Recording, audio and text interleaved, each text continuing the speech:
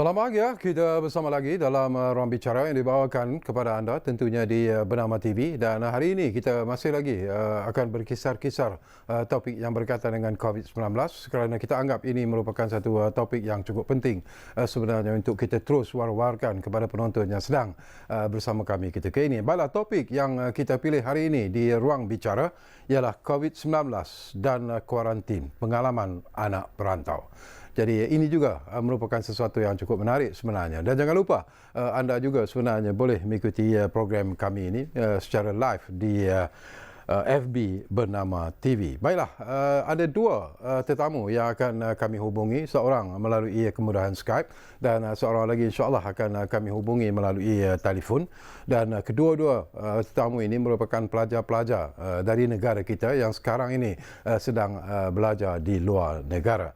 Baiklah, untuk tetamu yang pertama sekarang ini kita akan hubungi melalui kemudahan Skype, iaitu saudara Muhammad Haziq Saharudin yang merupakan pelajar Malaysia di University of Adelaide di Australia. Halo Haziq.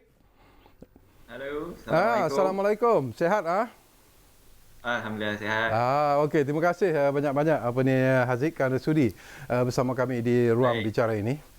Kita nak berkongsi pengalaman Haziq lah. Kita bercakap tentang COVID-19 dan tentunya lah di Australia sendiri pun merupakan antara negara sebenarnya yang turut dilanda oleh COVID-19 ini, dan difahamkan bahawa kalau mengikut statistik yang kami perolehi semalam, Australia sahaja mencatatkan lebih kurang 7,157 mereka yang dijangkiti COVID-19 dan 103 kematian telah pun dicatatkan setakat ini.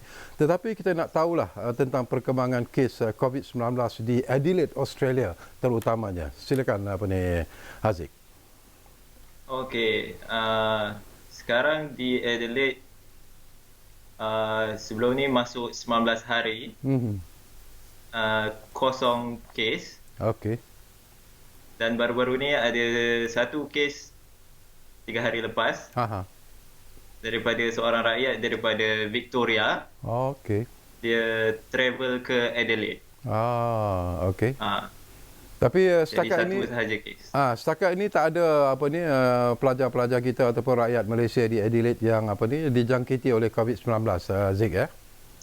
Alhamdulillah tak ada. Semua selamat. Alhamdulillah. Baik, tapi apakah kita di sini dipanggil sebagai PKP, iaitu pergerakan, kawalan pergerakan dikenakan ataupun Movement Control Order lah dalam bahasa Inggeris.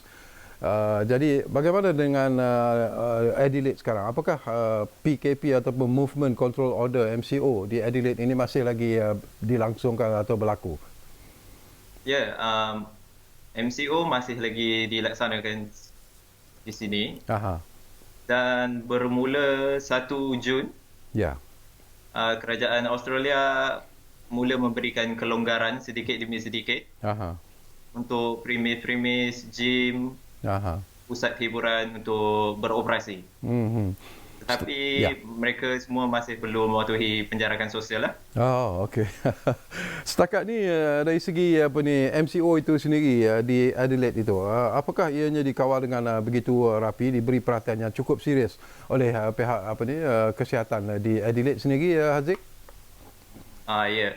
Mereka memberikan fokus pada untuk membendung COVID-19 ni ke rakyat-rakyat. Dan ada segelintir rakyat yang dikenakan kompaun kerana tidak mematuhi peraturan-peraturan SOP coronavirus di sini. Berapa kompaun yang dikenakan di Adelaide? Kalau dibandingkan di Malaysia ni RM1,000? Ya. 1,000 AUD. Tinggi juga tu. Okey, suasana dan juga penerimaan penduduk-penduduk Australia khususnya di Adelaide sendiri bagaimana, Haziq? Apakah mereka melihat COVID-19 ini sebagai satu ancaman yang cukup berbahaya sebenarnya kepada kehidupan mereka? Ya, semua rakyat di sini menganggap satu virus yang besar yang membahayakan nyawa masing-masing. Jadi masing-masing duduk di rumah, bekerja di rumah, dan juga belajar di rumah lah. Dan saya difahamkan juga Haziq tak dapat balik untuk beraya raya di Malaysia lah. Jadi sambutan hari raya di sana macam mana dengan serangan ataupun wabak COVID-19 di Adelaide sendiri, Haziq? Jadi sambutan hari raya pertama di sini disebut secara sederhana sama rakan-rakan Malaysia. Ya. Kami juga mengadakan rumah terbuka. Dengan jemputan secara berperingkat. Oh, okey. Ini untuk mengikuti SOP yang telah ditetapkan oleh Kerajaan Australia. Dan sebelum itu, semasa bulan Ramadan juga, mungkin ialah kita rakan-rakan anda terpaksa menghadapi MCO ini. Kesukaran, ada tak timbul kesukaran untuk mendapatkan bahan makanan dan sebagainya yang mungkin boleh kita kongsi bersama, Zek?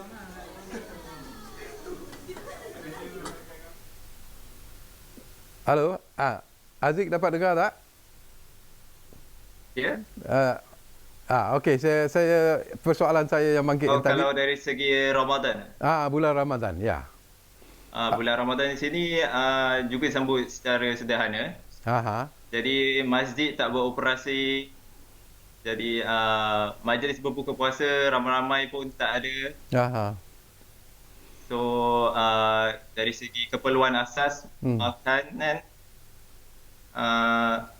berkurang kerana panic buying. Ya. Gula, garam dan minyak kebanyakannya habislah. Jadi bagaimana Haziq dan rakan-rakan menghadapi situasi ini sebenarnya, Zik?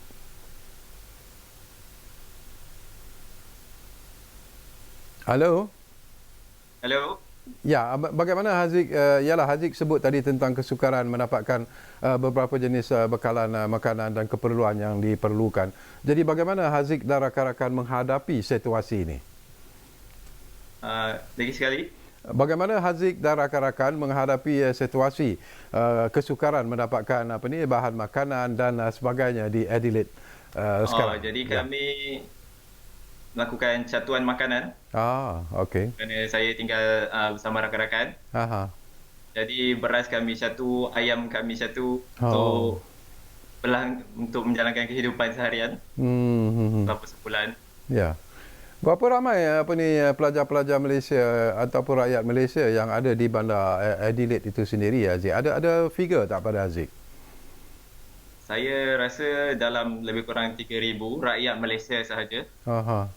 Dan lebih kurang 500 pelajar. Okey. Jadi kerinduan Haziq dan rakan-rakan lah. Apakah Haziq merasa sedikit tertekan kerana tidak dapat balik berhari raya bersama dengan keluarga di Malaysia dan sebagainya? Perasaan yang bermain di dalam pemikiran perasaan Haziq sendiri? Sudah tentu kita semua nak beraya dengan keluarga, sanak saudara semua. Tapi memandangkan kami di sini masih lagi belajar, jadi dengan adanya kawan-kawan, masing-masing menguatkan diri sendirilah untuk menghadapi tempoh ni. Okey, dari segi pelajaran pula, bagaimana dengan kelas setakat ini? Adakah masih berjalan seperti biasa? Ya, kelas masih berjalan seperti biasa, cumanya ditukar kepada online. Okey. Jadi test, assignment dan juga peperiksaan juga dalam bentuk online lah. Okey. Di penghujung ini saya beri peluang kepada Haziq. Mungkin ada juga rakan-rakan Haziq yang ingin menyampaikan ucapan hari raya mungkin kepada kaum keluarga yang berada di Malaysia. Jadi silakan, Haziq. Okey, kepada keluarga saya di Shah Alam. Ya. Selamat Hari Raya, maaf zahir batin. Ya. Dan juga kepada rakan-rakan di Malaysia dan di negara-negara lain. Itu saja, Haziq, ya?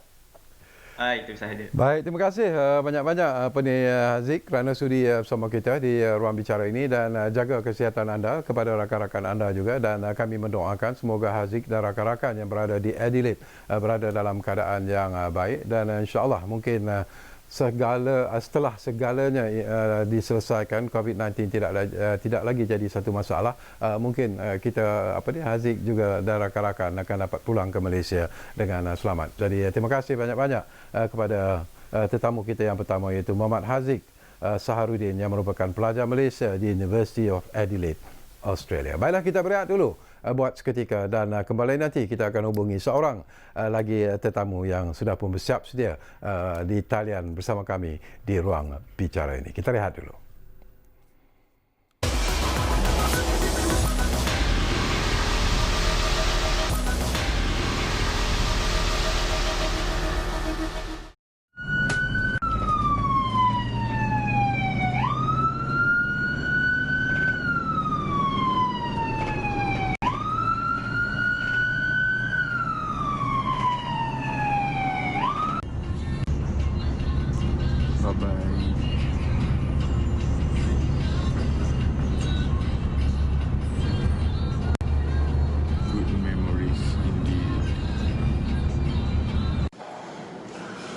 Aku sekarang kat hospital, tengok baju aku. Hari ni aku dah keluar satu malam di kat sini. Alhamdulillah, buat swab test semalam, disahkan negatif. Dan masa sampai KLIA masa pun negatif. So sebab tu aku boleh keluar hari ni. Kalau tak, selalunya kena tunggu buat 2 kali. Kalau 2 negatif baru boleh keluar. Rezeki aku lah, satu malam dia. So sekarang nak tunggu adakah aku dapat hotel Marriott sebelum ni ataupun aku pindah ke tempat lain. Tapi aku kena start 14 hari balik lah. Alright. Okay, hi. Inilah muka pesakit yang disyaki positif COVID-19. Tapi Alhamdulillah, keputusan mengatakan tidak. Jadi aku akan keluar dari hospital hari ini, insyaAllah. Jadi inilah makanan yang terakhir, sahur yang terakhir aku di hotel ni. Ni buah aku dah habiskan dah tadi. So macam biasa, air dengan makanan sahur. Dan ini adalah aku. Jadi saya ingin mengucapkan terima kasih banyak-banyak kepada pihak KKM juga hotel selama saya kuarantin di hotel maupun di hospital. Makanan sentiasa cukup, penginapan sangat selesa. Kalau tak bersyukur tak tahulah kata apa kan. Okey, kita kembali semula ke ruang bicara ini. Masih lagi bercakap tentang COVID-19 dan kuarantin pengalaman anak perantau. Dan tadi saya tertarik hati dengan visual yang mungkin dapat anda saksikan. Dan tetamu kita sebenarnya ialah seorang lagi pelajar ataupun penuntut Malaysia. Tapi kali ini di University of Canterbury di Christchurch, New Zealand. Dia ialah Abdul Wafi Sheikh Abdul Rahman. Jadi Wafi, Assalamualaikum. Salam. Sehat? Sehat Wafi? Sehat, Alhamdulillah. Okey, tadi saya melihat visual yang dipertontonkan sebelum saya berhubung dengan Wafi tadi. Apa sebenarnya yang berlaku, Wafi? Mungkin kita boleh kongsi bersama, Wafi? Berkenaan saya naik ambulans dia.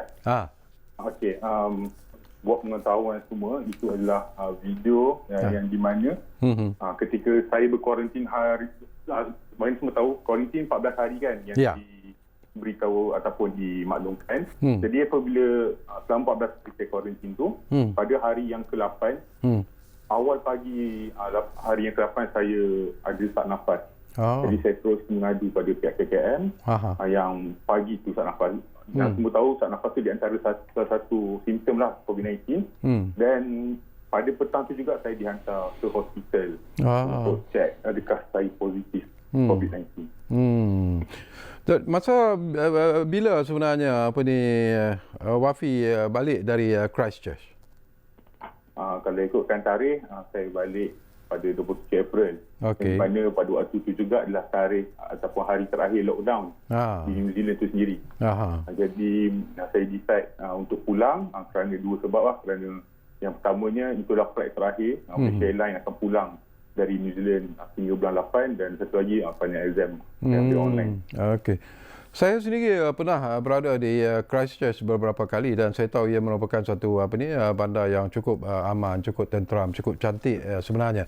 Tapi bila kita bercakap tentang penularan wabak COVID-19 ini di New Zealand, jumlahnya tidaklah begitu tinggi. Kalau ikut daripada apa yang kami perolehi semalam, lebih kurang 1,504 cases sahaja yang berlaku, tetapi mengakibatkan 22 kematian di seluruh New Zealand. Tapi di Christchurch sendiri bagaimana keadaan COVID-19 di sana ketika itu wafat? Okey, saya masih ingat ketika lockdown ataupun ketika Perdana Menteri Jacinda Ardern mengumumkan akan lockdown pada 21 Mac. Ketika itu saya melihatlah ramai yang buat panic buy pada waktu itu. Akan tetapi apabila bermula 21 Mac atau tarikh lockdown, semua ataupun MCO semua patuh dengan arahan lah. Dan apa yang membezakan lockdown ataupun MCO New Zealand dengan Malaysia ialah sebenarnya lebih kurang sama. Yang membezakan hanya dibuka supermarket sahaja di New Zealand. Tak ada kedai-kedai makan semua ditutup lah. Jadi satu lagi Wafi, apabila Wafi mengambil keputusan untuk pulang ke Malaysia ini, apakah Wafi diberitahu bahawa sesampai saja di Kuala Lumpur nanti di KLIA terutamanya Wafi akan terus di kuarantin? Apakah itu diberitahu terlebih dahulu kepada Wafi? Sejujurnya saya update lah dari hari ke hari tentang Malaysia punya COVID-19 dan saya ada terbaca tentang apabila pulang ke tanah air perlu kuarantin 14 hari. Just jurus sahaja saya mendapat flight tiket dari Auckland dari staff Malaysia Airlines. Beliau atau mereka beritahu lah yang saya perlu kuarantin 14 hari bila pulang ke Malaysia. Dan sejujurnya saya prepare lah sebab saya pun 1 bulan lockdown di New Zealand. Jadi 14 hari tu tambah lah daripada 1 bulan saya lockdown. Masa lockdown di Christchurch itu sendiri, sejauh mana apakah pergerakan itu begitu MCO itu begitu strict sekali di Christchurch utamanya Wafi? Okey, kalau nak dikatakan strict, ia strict bergantung pada hanya untuk membeli belah ataupun pergerakan sahaja. Akan tetapi siapa yang mahu berjoging ataupun bersiar-siar di taman dibolehkan, tapi hanya seorang sahaja dalam radius 1 km di kawasan rumah.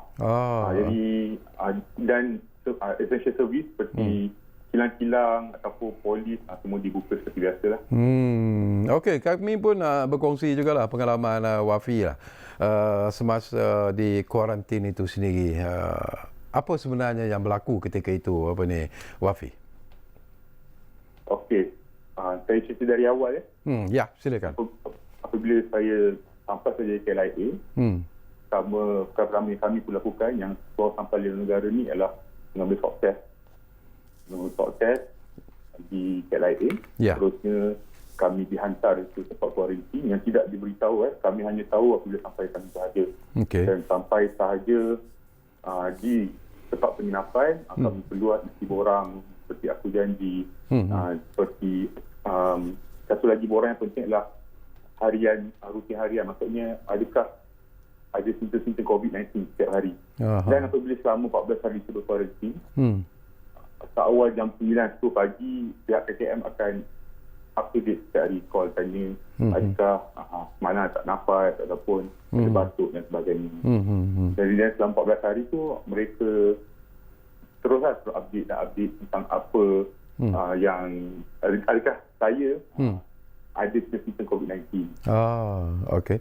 Dan semasa tempoh kuarantin tu anda telah disyaki positif COVID-19 dan dihantar ke hospital. Selepas itu apa yang berlaku sebenarnya Wafi? Okey, sampai saja di hospital, perkara yang pertama dilakukan sama saja seperti sampai di airport. Saya buat second swab test. Okey. So bila saya buat second swab test, saya dikuarantinkan di ruangan ataupun di tempat yang diberikan. Dan mereka beritahu saya yang keputusan swab test pertama di KLIA dan yang kali kedua ini akan diberitahu dalam masa 24 ke 48 jam. Jadi selama waktu itu saya perlu berehat ataupun berkuarantin lah di hospital kembali. Dan alhamdulillah 2 hari selepas daripada saya dihantar ke hospital, saya dapat keputusan yang saya negatif dan dihantar kembali ke tempat saya menginap sebelum ni dan saya perlu bermula hari pertama kembali. Untuk berkuarantin.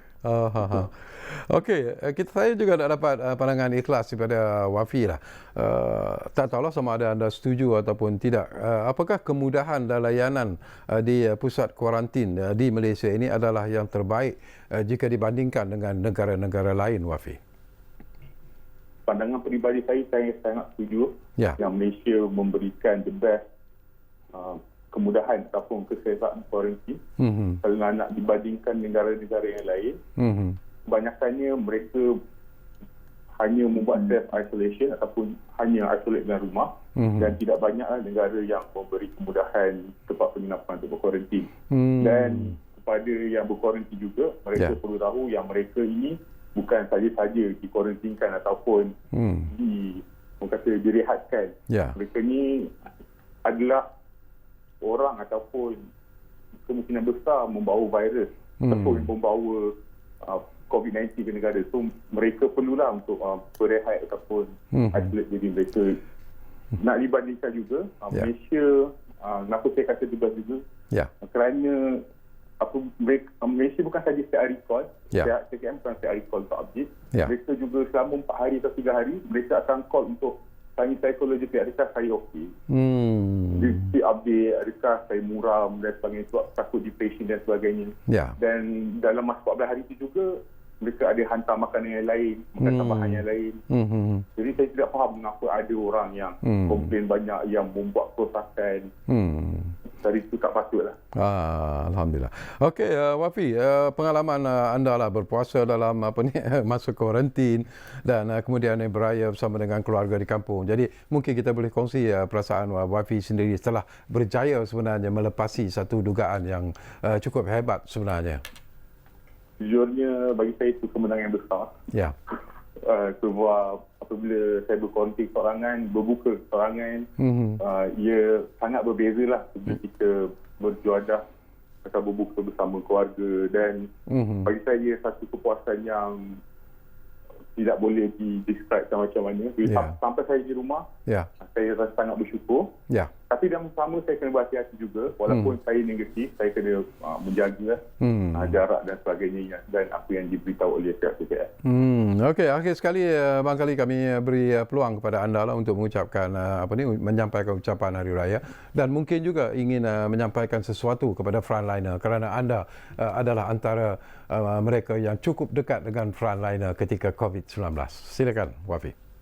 Okey, dengan ini saya ingin mengucapkan selamat Hari Raya Aidilfitri, maaf lahir batin kepada semua kenalan-kenalan saya yang mengenali saya. Dan ucapan ini khas saya tujukan pada para frontliner. Bagi saya, seperti semalam saya baru keluar daripada hotel fakta kuarantin. Saya rasa sangat bersyukur dan terharu dijadikan ataupun dilahirkan di Malaysia, menjadi anak Malaysia.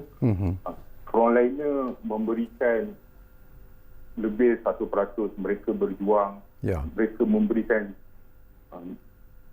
mereka saya lihat sendiri mereka seperti tidak berehat nak menjaga orang yang seperti kami. Dan sejujurnya saya balas jugalah bila saya berkuarantin di sana. Dan saya ingin ucapkan terima kasih banyak selama 22 hari saya berkuarantin. Semuanya diberikan lebih mencukupi daripada apa yang saya berikan. Jadi terima kasih banyak. Maaf zahir dan batin. Alhamdulillah. Terima kasih banyak-banyak saudara Abdul Wafi, Syekh Abdul Rahman kerana sudi bersama dengan kita di ruang bicara ini dan sesungguhnya ucapan yang cukup ikhlas dilontarkan oleh Wafi kepada frontliner sendiri yang telah pun bertungkus lumus dan kita mengucapkan setinggi tahniah kepada mereka kerana mereka lah sebenarnya yang selalu disebut sebagai the unsung heroes ketika menghadapi COVID-19 ini. Baiklah, terima kasih kepada anda yang menumpukan perhatian bersama kami di ruang bicara ini dan seperti biasalah kami menjanjikan sesuatu yang akan cuba kami tepati. Ruang bicara akan terus berbicara bersama anda dari masa ke semasa. Kita jumpa lagi. Assalamualaikum.